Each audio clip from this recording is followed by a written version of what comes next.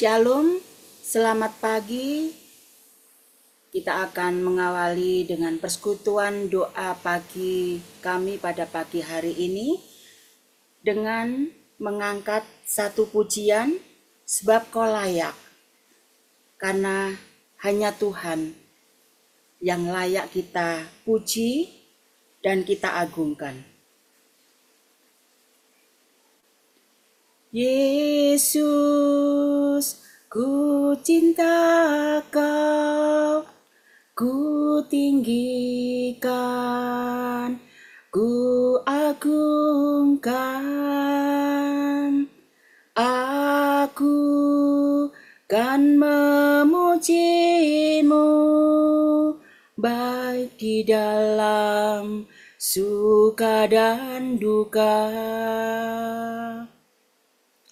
Sebab Kau layak terima pujian, sebab Kau layak terima pujian, sebab Kau layak ku agungkan. Yesus, Raja di atas segala raja. Kita akan ulangi sekali lagi. Yesus, ku cinta Kau, ku tinggikan, ku agungkan. Aku kan memuji-Mu, baik di dalam suka dan duka.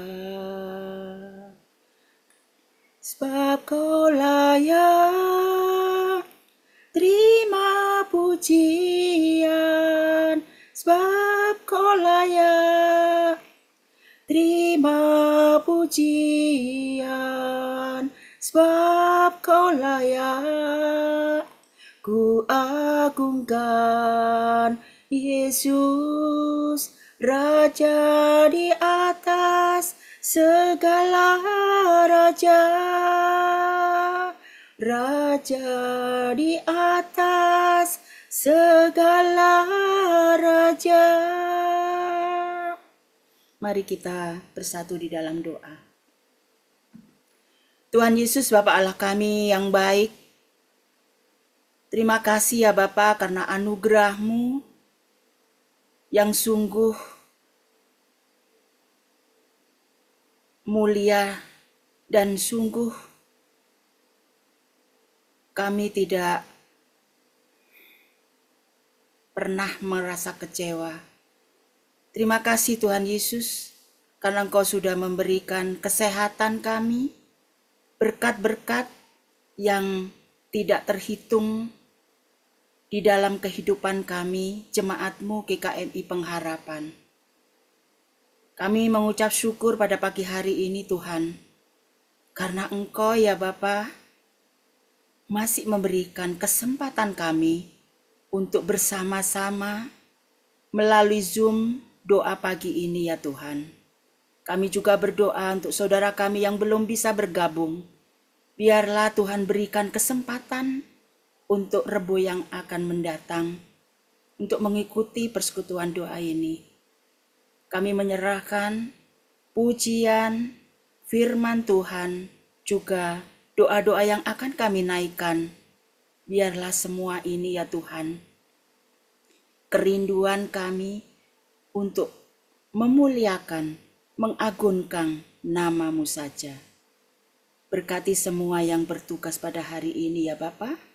Biarlah pelayanan kami ini boleh hanya membuat Tuhan senang dan mulia. Terima kasih ya Bapa. Kami serahkan doa pagi ini ke dalam tangan kuasa Tuhan. Amin. Sebelum kita akan mendengarkan renungan firman Tuhan yang akan dibawakan Bapak PDM Niko, kita akan menaikkan pujian Hanya Yesus jawaban hidupku. Biarlah firman Tuhan juga ditaburkan di dalam kita, karena firman Tuhan Yesus saja yang boleh ada di hati dan kehidupan kita semua. Kala ku cari damai, hanya ku dapat dalam Yesus. Kala ku cari ketenangan, hanya ku temui di dalam Yesus. Tak satu pun dapat menghiburku, tak seorang pun dapat menolongku. Hanya Yesus, jawaban hidupku. Bersamamu, bersama Dia, hatiku damai, walau dalam lembah kekelaman. Bersama Dia, hatiku tenang, walau hidup penuh tantangan. Tak satu pun dapat menghiburku, tak seorang pun dapat menolongku. Hanya Yesus, jawaban hidupku.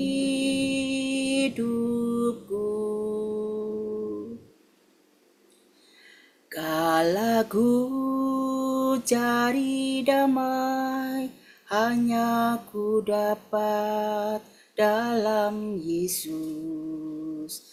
Kala ku cari ketenangan, hanya ku temui di dalam Yesus.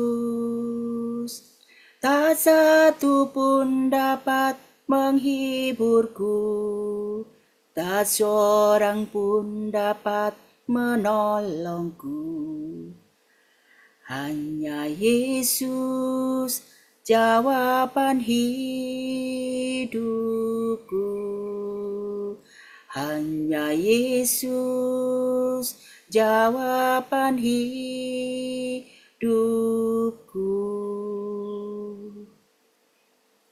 Saya persilakan Bapak Pendeta Muda Niko.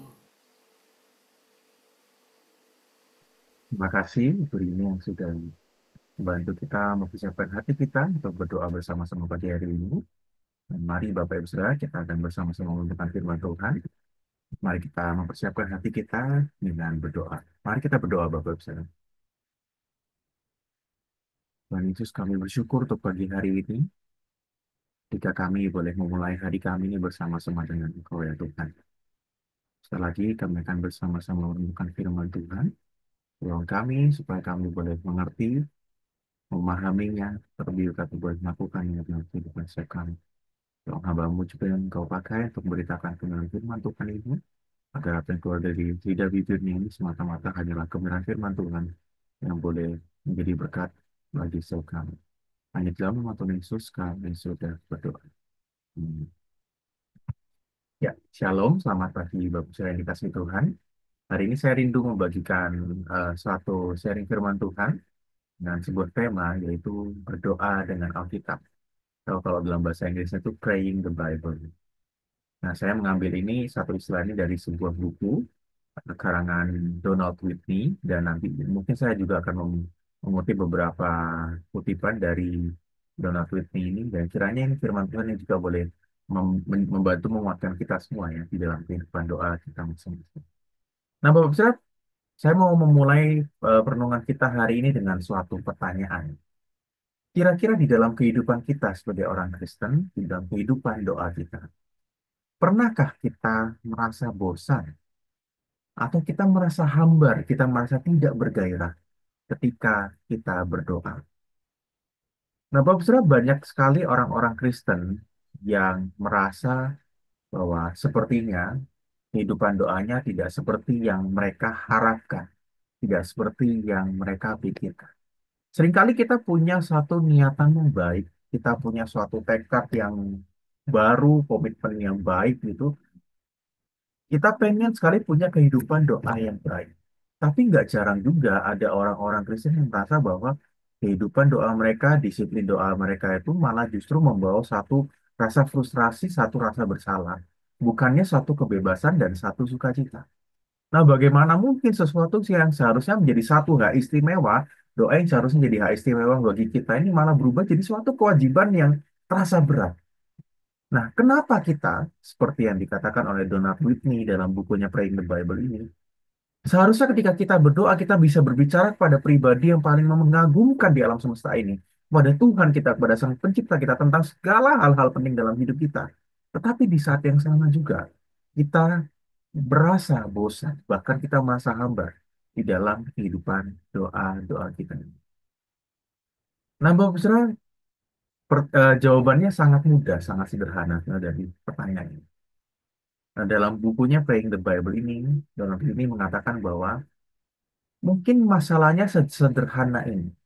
Kita terlalu sering berdoa dengan kata-kata yang sama untuk hal-hal yang sama secara berulang terus-menerus. Banyak sekali orang Kristen kesulitan dalam berdoa karena mereka terus mengulang doa yang sama setiap kali berbicara kepada Tuhan. Nah, karena memang seringkali biasanya kita mendoakan hal-hal yang sama setiap hari. Kita berdoa untuk keluarga kita berdoa untuk gereja kita berdoa untuk pekerjaan kita berdoa untuk studi anak-anak kita berdoa untuk kota ini, kita berdoa untuk bangsa negara kita berdoa bagi dunia kita. Seringkali pokok doa yang kita doakan memang sama, Bapak. Dan wajar kalau akhirnya doa itu jadi terasa membosankan, bahkan melelahkan ketika kita mendoakan hal-hal yang sama setiap hari dengan kata-kata yang sama secara berulang. Dan solusi dari doa yang terasa hambar dan terasa membosankan ini sebenarnya juga cukup sederhana, Pak Ustaz. Yang salah bukan doa itu sendiri, yang salah bukan kitanya, yang salah bukan apa yang kita doakan, tetapi metode atau bagaimana cara kita berdoa. Nah, mungkin itulah yang membuat akhirnya doa-doa yang kita panjatkan kepada Tuhan terasa membosankan dan terasa hambar. Dan salah satu solusinya adalah dengan cara kita menjadikan Alkitab sebagai pusat dari doa-doa kita.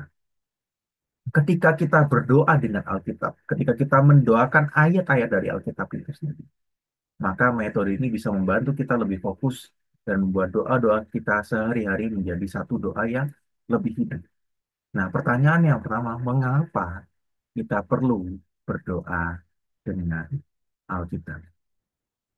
Apa sih pentingnya kita berdoa dengan Alkitab, Bapak Ibu Saudara? Di dalam Matius pasal 6 tentang hal berdoa, Tuhan Yesus mengajarkan kepada kita tentang satu cara berdoa. Tetapi sebelum memulai perikop itu, Tuhan Yesus juga menyatakan bahwa kita juga harus berhati-hati di dalam berdoa. Di dalam ayat yang ketujuh, Tuhan Yesus mengatakan pada kita, lagi pula di dalam doamu itu, janganlah kamu bertele-tele, seperti kebiasaan orang yang tidak mengenal Allah. Karena mereka menyangka bahwa karena banyaknya kata-kata doanya akan dikabulkan. Kalimat sebelum ini menyatakan teguran Yesus kepada orang-orang Farisi. Bagaimana orang-orang Farisi dan ahli Taurat itu berdoa di depan jalan dengan suara yang kencang. Dan mereka menunjukkan bagaimana dengan doa-doa mereka itu, mereka punya kehidupan rohani, kehidupan spiritual yang jauh lebih luar biasa daripada orang-orang lain. Tuhan mengajarkan kita agar kita tidak berdoa seperti orang Farisi. Kita tidak ingin memamerkan kehebatan doa kita di depan banyak orang. Tetapi Tuhan juga memperingatkan kepada kita supaya kita tidak berdoa dengan bertele-tele, seperti kebiasaan orang yang tidak mengenal Allah. Meskipun penting bagi kita untuk berdoa setiap hari, mendoakan orang-orang, serta mungkin pokok doa yang sama. Tapi doa juga perlu divariasi agar doa itu sendiri tidak berakhir hanya sebagai satu rutinitas yang kosong. Atau bahkan mungkin kita tidak lakukan sama sekali. Karena itu Bapak Ibu Saudara, kita harus mengingat bahwa Tuhan punya maksud dan bahkan potensi yang jauh lebih besar di dalam doa-doa kita. Dibandingkan sekedar pengulangan kata-kata, pengulangan frasa kosong seperti yang dilakukan oleh bangsa-bangsa yang tidak mengenal Tuhan itu tadi. Dan Donald Whitney mengatakan bahwa doa tanpa variasi itu pada akhirnya akan menjadi kata-kata tanpa makna. Ketika kita memanjatkan doa-doa kita hanya sebagai satu rutinitas belaka, maka doa itu bisa menjadi satu kata-kata tanpa makna, bahkan sekedar menjadi suatu mantra dalam kehidupan kita, yang mungkin kita bisa melakukannya, tapi kita tidak mengerti apa alasan kita melakukannya, dan kita tidak memiliki hati di dalam melakukan doa-doa kita tersebut. Karena itu kita perlu belajar untuk berdoa dengan Alkitab itu sendiri. 2 Timotius pasal 3 ayat 16, firman Tuhan mengatakan kepada kita bahwa segala tulisan yang diilhamkan Allah, seluruh firman Tuhan itu memang bermanfaat untuk mengajar, untuk menyatakan kesalahan, untuk memperbaiki kelakuan, dan untuk mendidik orang di dalam kebenaran. Jadi kita mengerti bahwa firman Tuhan ini memang bermanfaat bagi kita untuk mengajar kita, termasuk di dalam kita belajar mengerti tentang doa yang benar, untuk menyatakan kesalahan, untuk memperbaiki kelakuan kita, dan juga untuk mendidik kita di dalam kebenaran akan bagaimana apa yang benar itu, termasuk juga di dalam cara kita berdoa itu sendiri. Timothy Keller dalam bukunya Prayer mengatakan bahwa Alkitab itu adalah jalan untuk kita mengenal Tuhan. Dan doa itu sendiri adalah cara untuk kita berkomunikasi dengan Tuhan. Tapi keduanya ini saling terjalin erat dan tidak dapat dipisahkan. Di dalam doa kita berbicara kepada Tuhan. Dan melalui Alkitab kita, Allah berbicara kepada kita orang-orang Kristen. Nah, artinya doa dan Alkitab ini saling terhubung secara mendalam dan keduanya tidak bisa dipisahkan, Bapak Saudara. Karena itu, salah satu cara terbaik bagi kita untuk bertumbuh di dalam doa-doa kita adalah dengan mempelajari Tuhan, mengenal Tuhan melalui firman-Nya. Dan kita bisa melakukannya ini dengan cara berdoa dengan Alkitab itu sendiri, Bapak Saudara.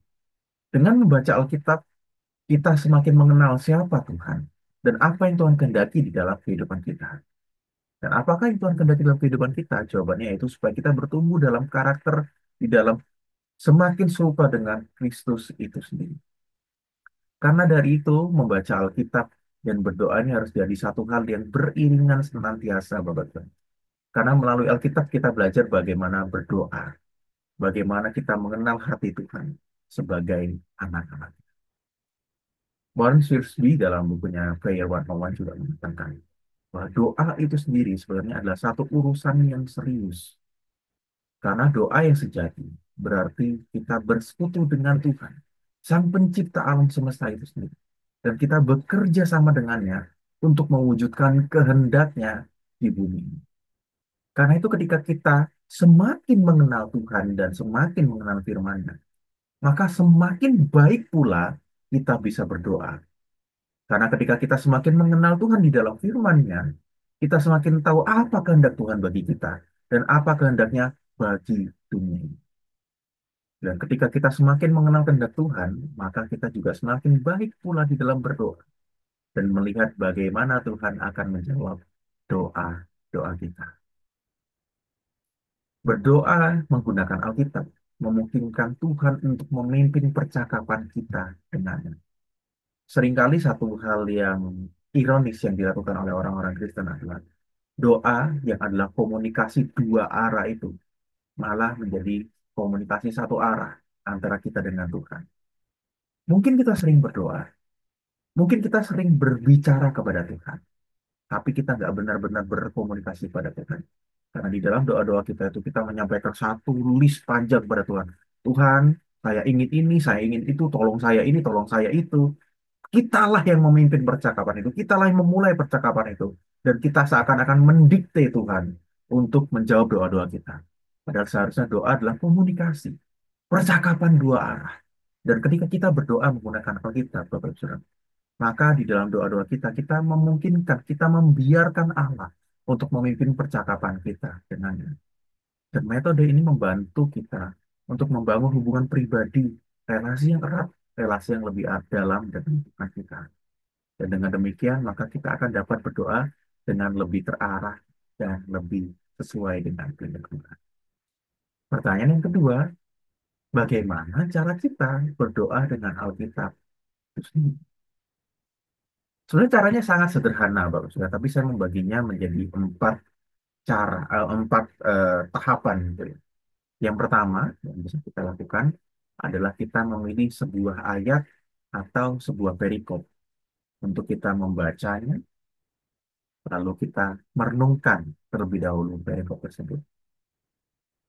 Ketika kita bingung kita harus berdoa seperti apa, kita bisa memulainya dengan membuka Alkitab kita membaca satu ayat, kita memilih satu ayat atau memilih satu perikop, lalu hal yang kedua setelah memilihnya, kita membacanya secara perlahan dan kita merenungkannya. Nah ini yang penting Bapak Saudara.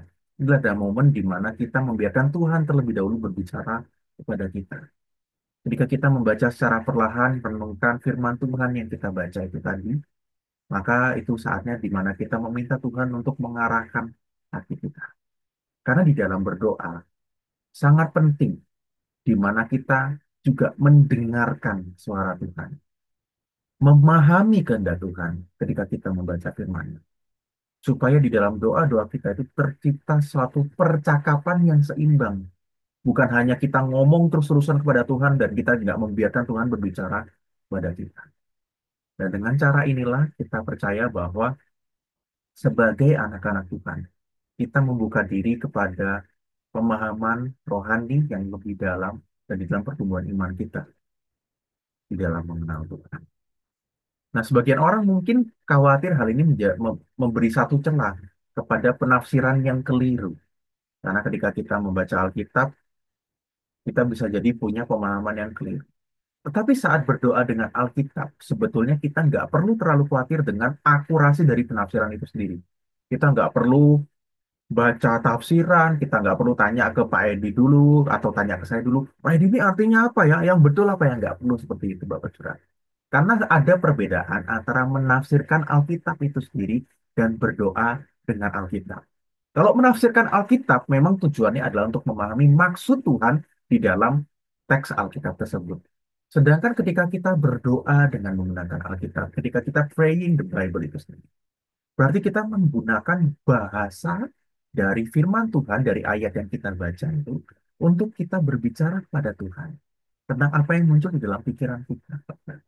Tujuannya itu bukan kita memahami maksud Tuhan dalam teks tersebut, tetapi tujuannya adalah kita membaca secara perlahan dan kita mengarahkan setiap pikiran kita kepada firman Tuhan itu sendiri.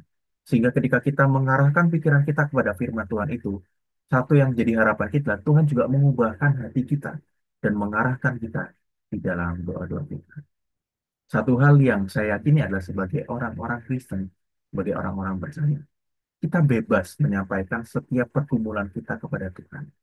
Dan semua bagian dalam Alkitab bisa menjadi panduan di dalam proses kita berdoa ini. Karena itu setelah kita membaca dan merenungkan bagian firman Tuhan itu tadi, yang ketiga adalah bagaimana kita mengucapkan doa berdasarkan teks firman Tuhan yang kita baca tadi. Dengan menggunakan teks Alkitab, teks firman Tuhan itu sebagai panduan, maka kita nggak akan pernah kehabisan bahan untuk kita doakan. Dan kita tidak mungkin mengucapkan doa yang sama secara berulang. Dan di dalam bukunya ini, Donald Whitney menyarankan satu bagian firman Tuhan, yaitu Kitab Mazmur, yang sangat membantu kita untuk memahami metode atau pendekatan ini. Karena memang Kitab Mazmur ini digambarkan atau dibuat sebagai suatu kitab yang seperti doa antara manusia, dari manusia kepada Tuhan. Ditulis untuk dinyanyikan kembali kepada Tuhan. Dan untuk berdoa dengan Alkitab itu sendiri, prosesnya dimulai dengan cara kita tadi membaca satu bagian atau satu pasal Mazmur gitu Bapak Saudara. Lalu kita setelah membaca dan merenungkannya, kita mendoakan dari apa yang kita baca dalam teks tersebut. Dan saat kita berdoa menggunakan teks Alkitab itu, kita perlu membiarkan agar firman Tuhan itu sendiri, agar perkataan Tuhan itu sendiri mengarahkan doa-doa kita. Baik untuk diri sendiri, untuk keluarga, untuk gereja, untuk pekerjaan, ataupun segala aspek kehidupan kita lainnya. Intinya adalah kita membiarkan firman yang kita baca itu membangkitkan doa bagi setiap hal-hal yang biasa kita doakan tadi, Bapak Saudara. Tetapi dengan cara yang baru, dengan perkataan yang sesuai dengan apa yang dikatakan di dalam firman Tuhan itu sendiri. Contohnya seperti apa, Bapak Saudara? Contohnya, Whitney membuat satu contohnya seperti ini. Ketika kita mau berdoa dari Mazmur pasal 23 tentang Tuhan adalah gembala, itu adalah salah satu contoh yang paling mudah dan bisa kita lakukan. Nah, ketika kita membaca terlebih dahulu secara keseluruhan Mazmur pasal 23, lalu kita mengulang kembali dan kita mengatakan Tuhan adalah gembala. Kita dapat berdoa seperti ini, Bapak. Tuhan, aku bersyukur karena Engkau adalah gembalaku yang baik. Dan Engkau telah menggembalakan aku sepanjang hidupku. Ya Tuhan, Sang Gembala agung kami, maukah Engkau menggembalakan keluarga, pimpin mereka ke dalam jalan-jalan, lindungi mereka dari jalan-jalan dunia. Jangan biarkan mereka jatuh ke dalam pencobaan, dan lepaskanlah mereka dari yang jahat. Dan Tuhan, maukah Engkau menggembalakan aku dalam keputusan tentang masa depan? Apakah aku harus perlu pindah bekerja atau tidak? Apakah harus pindah tempat tinggal atau tidak? Dan begitu seterusnya. Kalau Bapak Ibu perhatikan, Whitney bahkan di dalam doanya tentang Tuhan adalah gembalaku ini, dia juga menggabungkan beberapa kalimatnya itu dari doa Bapa kami, Bapak Saudara. Jangan biarkan mereka jatuh dalam pencobaan dan lepaskanlah mereka dari yang jahat. Nah, itu sebenarnya bebas. Bagaimana Tuhan juga mengarahkan hati kita ketika kita membaca Alkitab dan kita mengucapkan doa itu, kita membiarkan Tuhan yang memimpin hati dan hidup kita. Nah, ketika kita sudah selesai, ketika nggak ada hal lain yang terlintas dalam pikiran kita, setelah membaca kalimat tadi, Tuhan adalah gembalaku, kita bisa lanjut ke kalimat berikutnya. Takkan kekurangan aku. Kita bisa berdoa seperti ini. Tuhan, aku bersyukur. Aku tidak pernah benar-benar kekurangan. Semua yang aku miliki dan siapa aku sekarang semuanya adalah Karena. Karena itu Tuhan, tolong kami untuk terus percaya bahwa Engkau mencukupkan segala kebutuhan kami. Membayar tagihan, untuk kebutuhan sekolah anak-anak kami, dan begitu selanjutnya. Ini ada contoh yang diberikan oleh Donald Trump. Dia memberikan contoh dari satu kalimat bergerak kepada kalimat yang lain. Tetapi bisa juga ketika kita membaca satu bagian firman Tuhan secara keseluruhan, lalu kita mulai mendoakannya dari bagian firman Tuhan tersebut.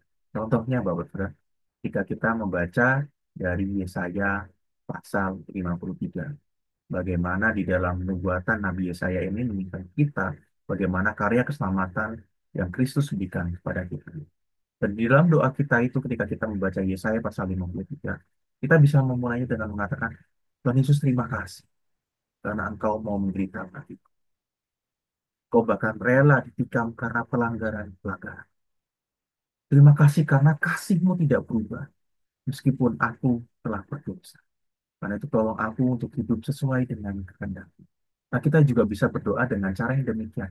Kita membacanya secara keseluruhan, satu bagian firman Tuhan itu, lalu kita berdoa dengan apa kata-kata firman Tuhan yang kita ingat dari bagian itu, dan kita mendoakan.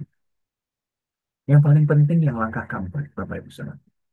Setelah kita mengucapkan doa-doa kita itu, bahkan di dalam ketika kita mengucapkan, yang keempat adalah kita membiarkan Roh Kudus menuntun kita di dalam doa-doa kita. Nah, ini yang paling penting, Bapak Ibu Saudara. Ketika kita berdoa dengan Alkitab, itu membuat doa-doa kita tuh berakar pada kuasa firman Tuhan itu sendiri, yang mampu mengubahkan hati setiap kita. Kita percaya bahwa firman Tuhan adalah firman yang hidup, firman yang aktif bekerja di dalam hati kita, dalam hati setiap orang-orang percaya. Dan kita harus yakin bahwa di dalam firman Tuhan itu sendiri, firman Tuhan yang hidup itu, kita juga diubahkan melalui pembaharuan pikiran dan pengenalan akan Kristus di dalam kita. Kita harus ingat bahwa ketika kita berdoa, itu bukan upaya kita mengubah Tuhan. Bukan bagaimana cara kita mengubah Tuhan melalui doa kita. Tapi ketika kita berdoa, itu adalah satu momen di mana Tuhan sebenarnya sedang mengubah kita. Supaya hati kita ini diatur ulang, dikalibrasi lagi, supaya hati kita bisa sesuai dengan hatinya Tuhan. Bisa sesuai dengan kehendak Tuhan. Oleh karena itu kita terus harus mengingatkan diri kita dengan firman Tuhan, dengan kehendak Tuhan agar hati kita ini bisa dikalibrasi ulang, diatur ulang, supaya kita bisa melakukan kehendak Tuhan di dalam kehidupan kita. Ketika kita mengalami pembaharuan pikiran tadi, ketika hati kita diselaraskan ulang dengan hatinya Tuhan, ketika kita bisa mengenal Tuhan dengan benar melalui firman Tuhan yang kita baca, maka saya yakin di dalam doa-doa kita, maka doa kita akan berakar pada firman yang benar, pada kebenaran itu sendiri, dan pada kuasa firman Tuhan yang menguatkan. Dan dalam cara berdoa ini, ketika kita berdoa dengan Alkitab, maka ini juga sebenarnya sedang menempatkan kita di dalam posisi yang rendah hati. Karena ketika kita berdoa dengan Alkitab, kita juga harus bergantung secara penuh kepada karya Roh Kudus. Karena kita percaya bahwa Roh Kudus adalah satu-satunya pribadi yang mampu menerangi kita agar kita dapat memahami firman Tuhan yang kita baca dan membuka pikiran kita kepada kehendak Tuhan melalui firman Tuhan yang kita baca itu. Jika kita membiarkan firman Tuhan membentuk doa kita, maka itu artinya juga kita sedang membiarkan Roh Kudus yang memimpin doa-doa kita itu sendiri. Karena kita percaya bahwa Roh Kuduslah yang mengetahui isi hati dan akan menolong setiap kita orang-orang percaya untuk berdoa sesuai dengan kehendaknya. Yang dikatakan dalam kitab Roma, Saudara. Bahkan ketika kita tidak mampu berdoa pun, Roh Allah lah, Roh Kudus lah yang membantu kita untuk berdoa, menyuarakan isi hati kita kepada Tuhan. Karena itu, di dalam kita berdoa dengan Alkitab itu, marilah kita secara sadar terus berjuang, menyerahkan diri kita sepenuhnya, menyerahkan agar Roh Kudus sendirilah yang menuntut kita di dalam doa doa kita itu sendiri, Bapak Saudara. Kiranya Tuhan yang boleh menolong kita. Dan Bapak Saudara, kenapa kita melakukan hal ini? Karena Tuhan Yesus pun di dalam doa-doanya, ketika ia berdoa kepada Allah Bapa, Tuhan Yesus juga sering kali mengutip bagian-bagian dalam firman Tuhan, bagian-bagian dari perjanjian lama. Dan salah satunya adalah ketika ia berada di atas kayu salib. Ketika dia berada di atas kayu salib, Tuhan Yesus mengatakan, Allahku, Allahku, mengapa engkau meninggalkan? Eloi, Eloi, lama sabachthani. Ini adalah satu bagian firman Tuhan, satu kutipan dari Mazmur pasal 22 tentang seorang hamba Tuhan yang menderita. Dan yang menarik Bapak Saudara, kalau kita baca di bagian akhir Mazmur 22 ini, firman Tuhan mengatakan, segala ujung bumi akan mengingatnya dan berbalik kepada Tuhan. Dan segala kaum dari bangsa-bangsa akan sujud menyembah di hadapannya. Anak-anak cucu akan beribadah kepadanya dan akan menceritakan tentang Tuhan kepada angkatan yang akan datang. Mereka akan memberitakan keadilannya pada bangsa yang akan lahir nanti, sebab ia telah melakukannya.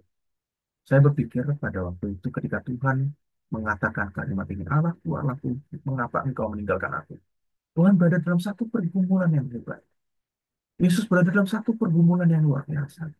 Tapi ketika dia memperkatakan firman Tuhan, dan ia mengingat bagian dari Mazmur 22 ini, di bagian akhir firman Tuhan mengatakan bahwa di akhirnya nanti, ketika sang hamba itu akan menderita, di dalam penderitaan, di zaman sekarang kita bisa lihat bahwa di dalam karya keselamatan yang Kristus berikan, kita melihat bagaimana penebusan Kristus melalui salib ini membawa bahkan hingga ujung bumi untuk mengingat karya keselamatan Tuhan, bahkan berbalik pada Tuhan. Dan bahkan seluruh umat manusia dapat mengenal Tuhan yang benar melalui penderitaan yang Yesus alami. Karena itu Bapak Saudara seperti yang Tuhan Yesus lakukan. Marilah kita belajar berdoa dengan Alkitab. Supaya ketika kita berdoa dengan Alkitab, kita bukan hanya dapat menyampaikan pergumulan-pergumulan isi hati kita. Tetapi di dalam doa-doa kita itu kita boleh diselaraskan hatinya, diarahkan hati dan pikiran kita supaya semakin sesuai dengan kehendak Tuhan. Dan seperti Yesus di akhir doa-doa kita itu, Tuhan dapat mengubahkan hati kita, kita dapat mengikuti kehendak Tuhan, meskipun mungkin tidak sesuai dengan apa yang jadi keinginan kita, meskipun tidak sesuai dengan apa yang kehendak kita. Tapi ketika kita mengikuti kehendak Tuhan yang Ia sampaikan melalui firman-Nya itu, maka itu akan menjadi satu hal yang boleh menyenangkan hati Tuhan dan bahkan membawa kemuliaan Tuhan di dalam kehidupan kita. Karena doa yang benar itu sejatinya berpusat kepada kehendak Tuhan, bukan sekedar keinginan kita atau dorongan hati kita semata. Meskipun seharusnya doa menjadi satu doa yang mungkin harus keluar dari hati kita, yang bisa muncul setiap saat. Tapi ketika kita berdoa dengan Alkitab, ketika kita memahami firman Tuhan itu, Alkitab yang dipenuhi dengan kebenaran dan janji-janji itu bisa memperkuat dan memperdalam doa-doa kita. Dan ketika kita mengakarkan doa-doa kita tuh dari firman Tuhan itu sendiri, maka apa yang kita perkatakan dalam doa kita, apa yang muncul dari pikiran kita, ketika kita begitu akrab dengan firman Tuhan itu sendiri, maka di dalam doa-doa kita itu, maka doa kita akan menjadi sejalan dengan kehendak Tuhan itu sendiri. Doa-doa kita akan menjadi doa yang memiliki kedalaman rohani yang begitu. Karena pikiran dan firman Tuhan itu jauh lebih luas daripada sudut pandang kita sendiri. Dan ketika hati dan pikiran kita diarahkan, diatur oleh pikiran dan firman Tuhan itu sendiri, maka Tuhan juga akan mendorong kita melalui Alkitab, melalui firman untuk berdoa dengan sudut pandang dengan wawasan yang jauh lebih luas, yang melampaui hal-hal yang bisa kita pikirkan. Saya mau menutup dengan satu kutipan oleh Richard Foster dalam Kingdom Prayer yang mengatakan bahwa berdoa adalah jalan menuju perubahan. Dan doa adalah jalan utama yang dipakai Allah untuk mengubah kita. Kiranya Tuhan yang menolong kita semua agar kita juga hari lepas hari boleh semakin berubahkan seturut kehendak Tuhan di dalam doa-doa kita. Agar setiap doa-doa kita ini boleh semakin mengarahkan hati kita kepada Tuhan dan melakukan kehendaknya di tengah dunia ini. Kiranya Tuhan yang menolong kita semua. Mari kita berdoa.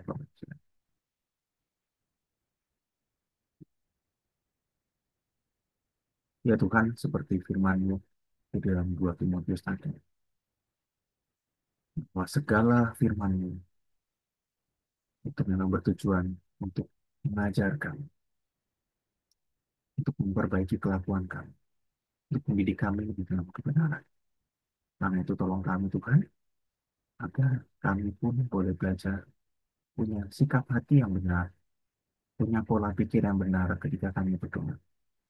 Karena kami sadar Tuhan bahwa doa adalah momen kami bercakap-cakap dengan Tuhan, kami berkomunikasi dengan Tuhan.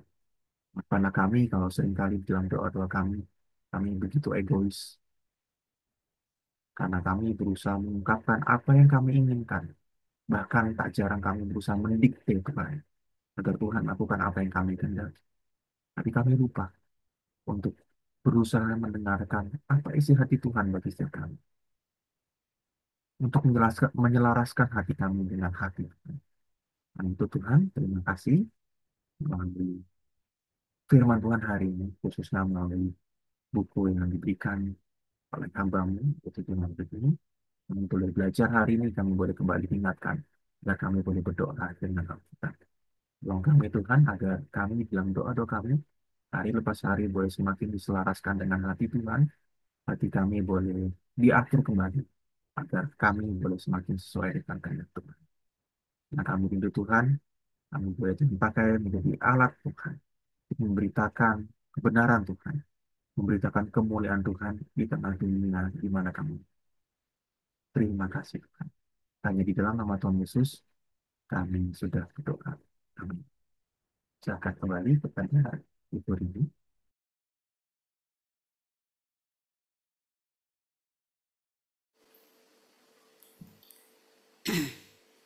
Terima kasih Pak Niko firman Tuhannya. Biarlah kami lebih mengerti akan setiap naikkan doa-doa. Biarlah lebih tahu bagaimana kita berdoa kepada Tuhan. Semoga semuanya terberkati dengan firman Tuhan pada pagi hari ini. Sebelum kita akan naikkan pokok-pokok doa, kita akan menaikkan pujian ajaib Kau Tuhan penuh kuasa. Nanti untuk menutup doa dan persekutuan pagi hari ini, kami mohon Bapak Pendeta Muda Nikolas. Mari kita naikkan pujian kekuatan di hidupku ya. Kekuatan di hidupku, ku dapat dalam Yesus. Dia tak pernah tinggalkanku, setia menopangku, berseru berharap dalam Yesus.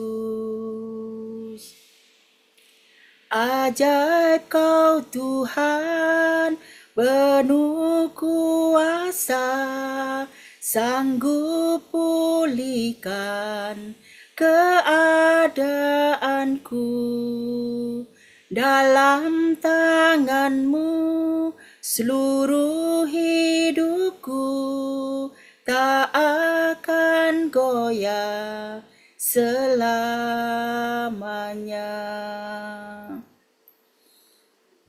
Kekuatan di hidupku ku dapat dalam Yesus. Dia tak pernah tinggalkanku, setia menopangku,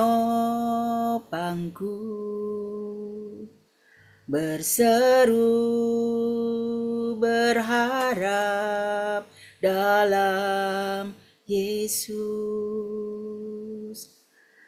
Ajaib kau Tuhan, penuh kuasa, sanggup pulihkan keadaanku.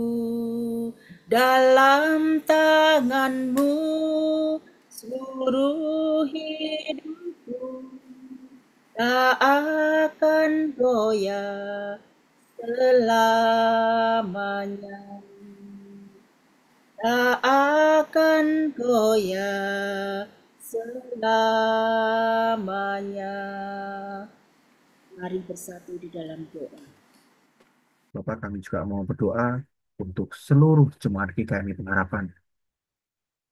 Kami mau berdoa untuk setiap kami, jemaat GKMI Pengharapan, dimanapun kami berada. Kiranya berkat yang terbaik yang daripada Tuhan itu turun ke atas kami. Dan kiranya kami pun hari lepas hari boleh semakin Tuhan ubahkan, semakin serupa dengan Tuhan sendiri. Sehingga hidup kami pun boleh senantiasa menyenangkan hati Tuhan, memuliakan nama Tuhan. Terima kasih Tuhan. Kami bersyukur kami boleh menaikkan pokok-pokok doa syafaat kami ini. Kiranya Tuhan yang boleh menjawabnya sesuai dengan waktu dan rencana Tuhan yang indah bagi setiap kami. Bagi di dalam nama Tuhan Yesus kami sudah berdoa. Amin. Kita pujikan Bapa, terima kasih. Bapa, terima kasih. Bapa, terima kasih. Bapa di dalam surga, ku berterima kasih.